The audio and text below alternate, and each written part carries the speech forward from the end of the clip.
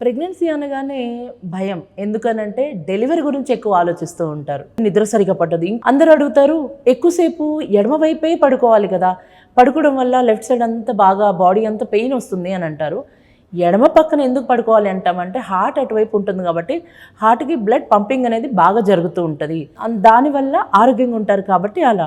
కాకపోతే అండి ప్రెగ్నెన్సీలో ఇదంతా కుదరదు. కాబట్టి ఎడమ పక్కైనా పడుకోవచ్చు, కుడి పక్కనైనా సరే పడుకోవచ్చు. కాకపోతే మీకు నిద్ర బాగా పట్టాలి, లేదంటే రిలాక్సేషన్ బాగా రావాలంటే మీ చుట్టూ చిన్న చిన్న కాటన్ కుషన్స్, కాటన్ పిల్లోస్, బోలిస్టర్స్ అంటాము, దివాన్ పైన రోల్స్లా పెడతాం కదా, అవి అన్నీ కూడా కాటన్వి. అంటే మరీ మెత్తగా ఉండవు, మరీ గట్టిగా ఉండవు. అలాంటి వాటితో మిమ్మల్ని మీరు కవర్ చేసుకుంటూ ఉండాలి. మొత్తం కలిపి 9 నుంచి 11 వరకు పిల్లోస్ కుషన్స్తో కవర్ చేసుకొని అటు తిరిగినా మీకు సపోర్ట్ ఉండాలి, ఇటు తిరిగినా సరే మీకు సపోర్ట్ ఉండగలగాలి. అలాగనే ఏర్పరచుకుంటే నిద్ర లేమితో చాలామంది బాధపడుతుంటారు కదా, వాళ్ళందరికీ కూడా హాయిగా నిద్ర పడుతుంది.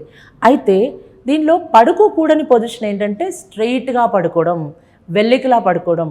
ఈ వెల్లికిలా పడుకోవడం అనేది జరగకూడదు ప్రెగ్నెన్సీలో. బికాస్ వెల్లికిలా పడుకున్నప్పుడు బేబీకి ఆక్సిజన్ లెవెల్స్ తగ్గిపోతూ వస్తాయి, బ్లడ్ సర్క్యులేషన్ కూడా తగ్గుతూ వస్తుంది.